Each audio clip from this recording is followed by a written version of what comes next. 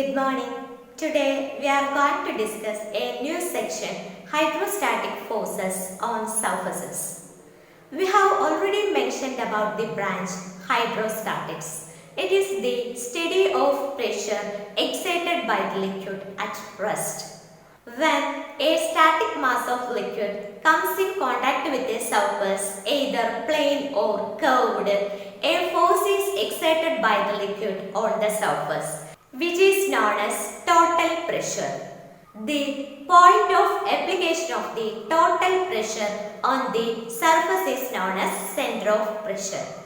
Different സർഫസസുകളിലുള്ള hydrostatic ഫോഴ്സസിനെ കുറിച്ചാണ് നമ്മൾ പഠിക്കാൻ പോകുന്നത്. ഹൈഡ്രോസ്റ്റാറ്റിക്സ് എന്ന ബ്രാഞ്ച് നമ്മൾ ഹൈഡ്രോളിക്സിന്റെ ഇൻട്രൊഡക്ഷനിൽ തന്നെ മെൻഷൻ ചെയ്തിരുന്നു.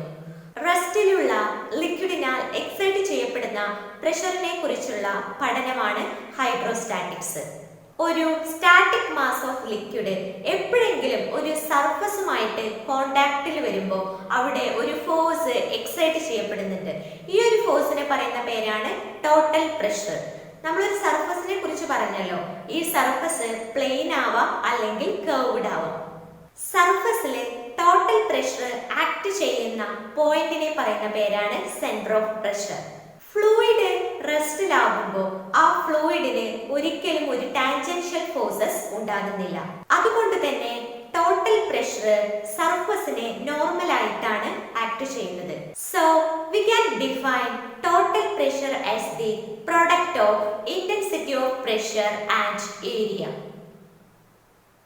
ടോട്ടൽ പ്രഷറിനെ ഇന്റൻസിറ്റി ഓഫ് പ്രഷറിന്റെയും ഏരിയയുടെയും പ്രൊഡക്റ്റ് ആയിട്ട് നമുക്ക് ഡിഫൈൻ ചെയ്യാൻ കഴിയും.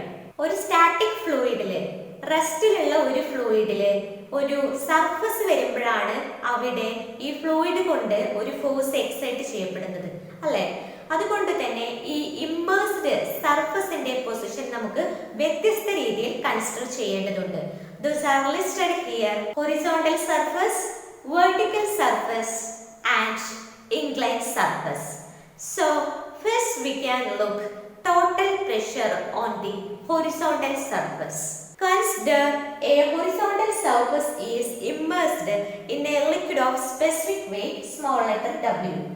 ഇവിടെ ഒരു ഹൊറിസോണ്ടൽ പ്ലെയിൻ സർഫസ് ലിക്വിഡിൽ ഇമ്മേഴ്സ് ചെയ്ത് കാണിച്ചിട്ടുണ്ട്. ഈ ലിക്വിഡിന്റെ സ്പെസിഫിക് വെയിറ്റ് എന്ന് പറയുന്നത് സ്മോൾ ലെറ്റർ w ആണ്. A is the area of the surface in meter square. നമ്മൾ കൺസിഡർ ചെയ്ത ഹൊറിസോണ്ടൽ പ്ലെയിൻ സർഫസിന്റെ ഏരിയയാണ് ക്യാപിറ്റൽ ലെറ്റർ എ എന്ന് പറയുന്നത്. നമ്മൾ കൺസിഡർ ചെയ്ത ഹൊറിസോണ്ടൽ സർഫസിന്റെ ഫ്രീ സർഫസിൽ നിന്നുമുള്ള ഡെപ്തിനെയാണ് നമ്മൾ സ്മോൾ ലെറ്റർ എച്ച് കൊണ്ട് മാർക്ക് ചെയ്തിട്ടുള്ളത്. ഓക്കെ, സോ നമ്മൾ സ്റ്റാർട്ടിങ്ങിൽ പഠിച്ചു pressure intensity at A point in A liquid. ഒരു ലിക്വിഡിലെ ഏതൊരു പോയിന്റിലുമുള്ള പ്രഷർ ഇന്റൻസിറ്റി കണ്ടുപിടിക്കുന്നതിന് നമ്മളൊരു എക്സ്പ്രഷൻ പഠിച്ചു. Small letter P is equal to WH എന്നായിരുന്നു. W specific weight, H depth. Okay, so നമ്മുടെ ഫസ്റ്റ് കേസിൽ നമ്മൾ കൺസിഡർ ചെയ്തിട്ടുള്ളത് ഒരു ഹൊറിസോണ്ടൽ സർഫസ് ആണ്. അതുകൊണ്ട് തന്നെ ഫ്രീ സർഫസിൽ നിന്ന് ഇതിലെ ഏത് പോയിന്റിലോട്ടുള്ള ഡെപ്തും ഈക്വൽ ആയിരിക്കും, അല്ലെ? ഇവിടെ H എന്ന് പറയുന്നത് കോൺസ്റ്റന്റ് ആയിരിക്കും. That is why pressure intensity P is equal to WH is a constant. Then we can calculate total pressure on the horizontal surface. ഇപ്പോൾ ഇവിടെ നമ്മൾ കണ്ടുപിടിച്ചിട്ടുള്ളത് ഈ ഒരു സർഫസിലെ ഒരു പോയിന്റിലുള്ള പ്രഷർ ഇന്റൻസിറ്റി ആണ്. ഏതെങ്കിലും ഒരു പോയിന്റിലുള്ള പ്രഷർ ഇന്റൻസിറ്റി ആണ്. ഇനി അടുത്തത് നമ്മൾ കണ്ടുപിടിക്കാൻ പോകുന്നത് ഈ സർഫസിലെ മൊത്തം ആക്ട് ചെയ്യുന്ന ടോട്ടൽ പ്രഷർ ആണ്. നമ്മുടെ ഹൊറിസോണ്ടൽ പ്ലെയിൻ സർഫസിൽ മൊത്തം ആക്ട് ചെയ്യുന്ന ടോട്ടൽ പ്രഷർ ആണ്. That is why we represent it as capital letter P, which is equal to area into intensity of pressure. ഈ ഹൊറിസോണ്ടൽ പ്ലെയിൻ സർഫസിലെ ഒരു പോയിന്റിൽ ആക്ട് ചെയ്യുന്ന പ്രഷർ ഇന്റൻസിറ്റി കിട്ടിയിട്ടുണ്ട്. ഇതിനെ ഈ ഹൊറിസോണ്ടൽ പ്ലെയിൻ സർഫസിന്റെ ഏരിയ കൊണ്ട് മൾട്ടിപ്ലൈ ചെയ്ത് കഴിഞ്ഞാൽ നമുക്ക് ഈ ഹൊറിസോണ്ടൽ സർഫസിൽ ആക്ട് ചെയ്യപ്പെടുന്ന ടോട്ടൽ പ്രഷർ കണ്ടുപിടിക്കാം. That is why it is equal to capital letter A into small letter p, which is equal to capital letter A into P is equal to WH. That is why A into WH. Then we can write WAH. So ഒരു horizontal plane സർഫസിന്റെ കേസിലുള്ള total പ്രഷറിനുള്ള expression ആണ് ഇവിടെ കിട്ടിയിട്ടുള്ളത്. Horizontal plane സർഫസിന്റെ കേസിൽ free സർഫസിൽ നിന്നും ഏതൊരു പോയിന്റിലോട്ടുമുള്ള depth constant ആണ്. സോ നമുക്ക് കൺഫ്യൂഷൻ ഒന്നുമില്ല, ഡയറക്റ്റ് ഈ എക്സ്പ്രഷൻ എഴുതാൻ കഴിയും. നെക്സ്റ്റ് നമ്മൾ നോക്കാൻ പോകുന്നത് ഒരു വെർട്ടിക്കൽ സർഫസിൽ ആക്ട് ചെയ്യപ്പെടുന്ന ടോട്ടൽ പ്രഷർ ആണ്. Okay, four this consider a plane surface of arbitrary shape and area wholly immersed in a static mass of liquid of specific weight W. ഇവിടെ ഒരു ലിക്വിഡ് ഉണ്ട്, അത് സ്റ്റാറ്റിക് ആണ്. സ്റ്റാറ്റിക് മീൻസ് റെസ്റ്റ് ആണ്. അതിന്റെ specific weight എന്ന് പറയുന്നത് small letter W ആണ്. ഇവിടെ നമ്മൾ ഒരു വെർട്ടിക്കൽ സർഫസ് കൺസിഡർ ചെയ്തിട്ടുണ്ട്. ആദ്യത്തെ കേസിൽ ഹൊറിസോണ്ടൽ സർഫസ് ആയിരുന്നു, ഇപ്പൊ നമ്മൾ കൺസിഡർ ചെയ്തിട്ടുള്ളത് വെർട്ടിക്കൽ സർഫസ് ആണ്. ഇതിന്റെ ഷേപ്പ് ആർബിട്രറി ആണ്. ഓക്കെ, സോ വെർട്ടിക്കൽ സർഫസിന്റെ കേസിൽ നമ്മുടെ ഇന്റൻസിറ്റി ഓഫ് പ്രഷർ ഒരിക്കലും കോൺസ്റ്റന്റ് അല്ല. കാരണം നമ്മുടെ ഇന്റൻസിറ്റി ഓഫ് പ്രഷറിന്റെ ഇക്വേഷൻ P = WH ആണ്. പ്രഷർ വേരി ചെയ്യുന്നത് ഡെപ്തിനനുസരിച്ചാണ് അല്ലെ. സോ ഡെപ്ത് എന്ന് പറയുന്നത് ഫ്രീ സർഫസിൽ നിന്നുള്ള ഡെപ്ത് എന്ന് പറയുന്നത് പോയിന്റിൽ നിന്ന് പോയിന്റിലോട്ട് മാറി വരുന്നുണ്ട്. ഈ പോയിന്റിലോട്ട് ഫ്രീ സർഫസിൽ നിന്നുള്ള ഡെപ്ത് ആണോ ഈ പോയിന്റിലോട്ട് ഫ്രീ സർഫസിൽ നിന്നുള്ള ഡെപ്ത്? അല്ല.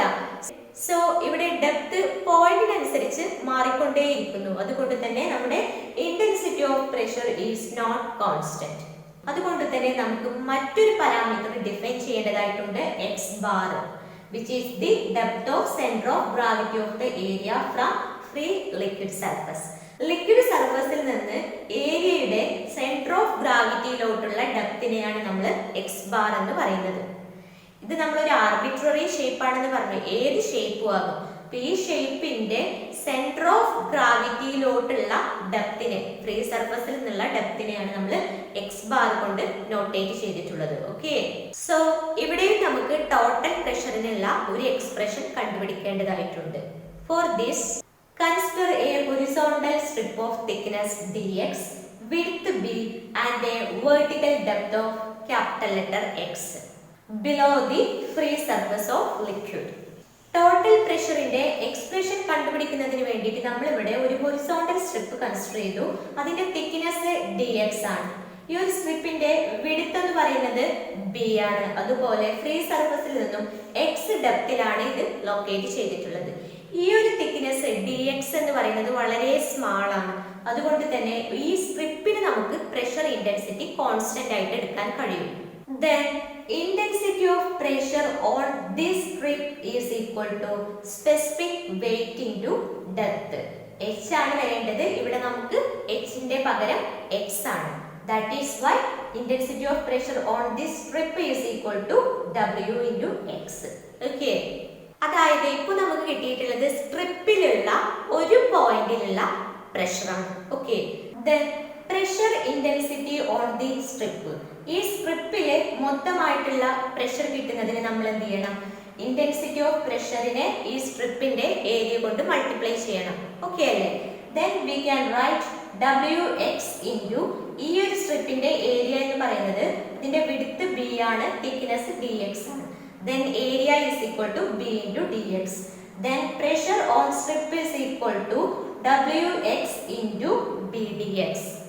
ഇപ്പോൾ നമുക്ക് കിട്ടിയിട്ടുള്ളത് ഈ സ്ട്രിപ്പിൽ നമ്മൾ കൺസിഡർ ചെയ്ത സ്ട്രിപ്പിൽ മൊത്തമായിട്ട് ആക്ട് ചെയ്യുന്ന പ്രഷറാണ്. Okay, next we want to calculate the total pressure on the entire surface.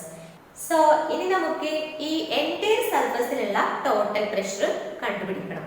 നമ്മൾ ഈ സ്ട്രിപ്പിലുള്ള പ്രഷർ കണ്ടുപിടിച്ച് വെച്ചു.